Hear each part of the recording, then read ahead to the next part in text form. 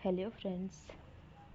तो आज के वीडियो में हम देखने वाले हैं काला सागर और कैस्पियन सागर के बारे में। काला सागर की अवस्थिति कहाँ है, किन किन देशों से सीमाएं साझा होती हैं, ये सभी प्रकार के क्वेश्चंस पूछे जाते हैं।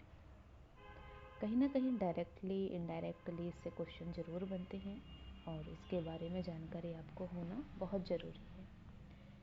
फ्रेंड्स, जानकारी के लिए मैं आपको बता देती हूँ कि हमारी पृथ्वी 7 महाद्वीप और 5 महासागर से मिलकर बनी हुई है। तो एक नज़र हम देख लेते हैं कि वो कौन से 7 महाद्वीप हैं और कौन से 7 महासागर हैं। तो क्षेत्रफल के हिसाब से हम देखेंगे कि सबसे बड़ा महाद्वीप हमारा एशिया महाद्वीप है। सबसे बड़ा महाद्वीप हमारा एशिया महाद्वीप है। ये दिख रहा है आपको, एशिया महाद्वीप। दूसरा है हमारा अफ्रीका महाद्वीप। तीसरा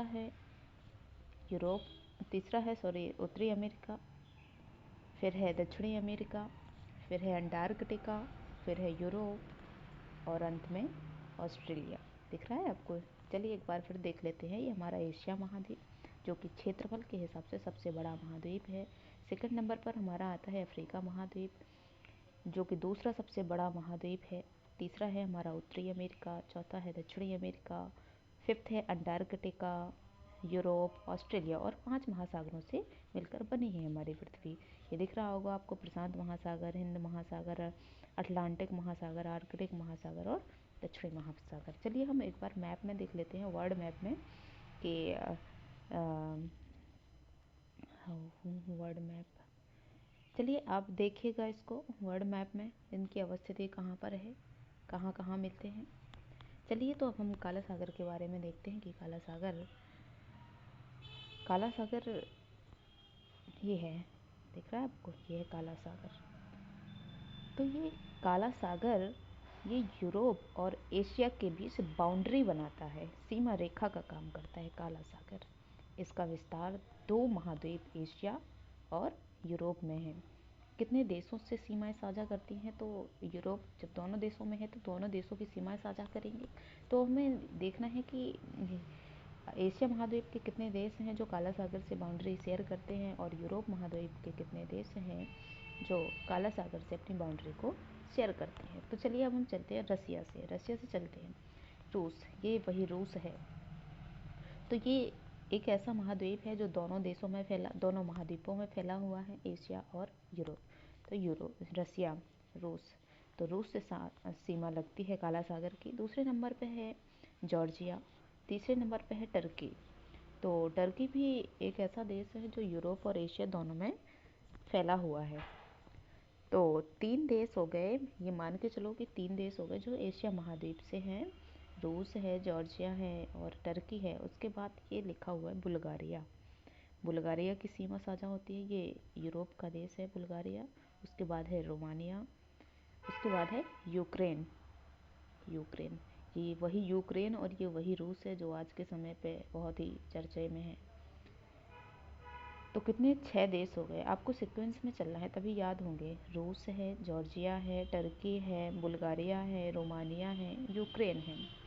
तो ये काला सागर के बारे में देशों की सीमाएं हमने देखी। अब काला सागर के बारे में कुछ और जानकारी हम देख लेते हैं। ये आपको दिख रहा होगा छोटा सा, ये लिखा हुआ है स्ट्रेट ऑफ केरिच। ये केरिच जल संधि है। तो ये क्वेश्चन भी पूछे जाते हैं कि केरिच जल संधि है वो कहाँ पर है। तो ये देख रहे होंगे, ये लिखा हुआ है सी ऑफ एजोव, यानी कि एजोव सागर, और ये ब्लैक सागर, यानी कि जो केरिच जल संधि है वो काला सागर को एजोव सागर से जोड़ती है ना।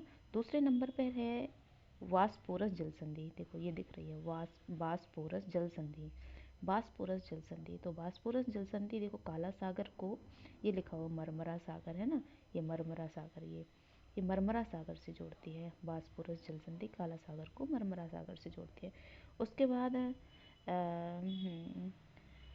चलिए 2 ही जल संधियाँ यहाँ हैं। ये बासपोरस जल संधि है, ये भी एशिया और यूरोप के बीच ही है। तो अब हम चलते हैं कैस्पियन सागर के बारे में। कैस्पियन सागर के बारे में देख लेते हैं कि कैस्पियन सागर कहाँ पर है। तो ये है कैस्पियन सागर। दिख रहा है ना, कैस्पियन सागर। तो चलिए चलते हैं हम कैस्पियन सागर की कौन कौन से देश सीमा साझा करते हैं। तो इसमें एशिया महाद्वीप के देश सीमा साझा करते हैं, चूँकि यह रूस जो है वो दोनों महाद्वीपों में विस्तार है, तो फिर ये भी यूरोप और एशिया के बीच में सीमा बनाएगा। तो चलिए हम रूस से ही शुरुआत कर लेते हैं कि रूस एक ऐसा महाद्वीप है जिसका विस्तार दोनों देशों में है। तो ये रहा रूस, रसिया।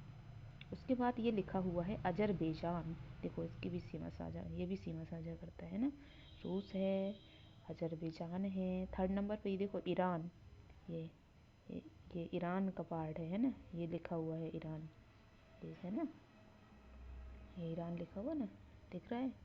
उसके बाद आता है तुर्कमेनिस्तान, तुर्कमेनिस्तान, ये है तुर्कमेनिस्तान। उसके बाद ये है कजाकिस्तान, है ना, ये भी बाउंड्री शेयर करता है। तो कितने देश हैं जो सीमा को साझा करते हैं कैस्पियन सागर से? देखिए बहुत ही ज़रूरी है, आप ध्यान से समझिएगा। रूस है, उसके बाद ये अजरबैजान है, ये भी बाउंड्री शेयर करता है, ईरान है, तुर्कमेनिस्तान है, कजाकिस्तान है, ये सीमा साझा करते हैं। एक महत्वपूर्ण पॉइंट यहाँ आता है, ये देखो ये छोटा सा लिखा हुआ बोल्गा, ये जो रिवर आ रही है ये यूरोप की सबसे लंबी रिवर है, बोल्गा रिवर, जो कि कैस्पियन सागर में अपने जल को विसर्जित कर देती है। तो ये ध्यान रखिएगा कि वोल्गा रिवर यूरोप की सबसे लंबी नदी है जो कि अपना जल कैस्पियन सागर में गिराती है। उसी प्रकार हम काला सागर में भी देख रहे थे कि काला सागर में यहाँ रिवर ड्रॉ नहीं है, लेकिन एक रिवर है जिसका नाम है डैन्यूब रिवर।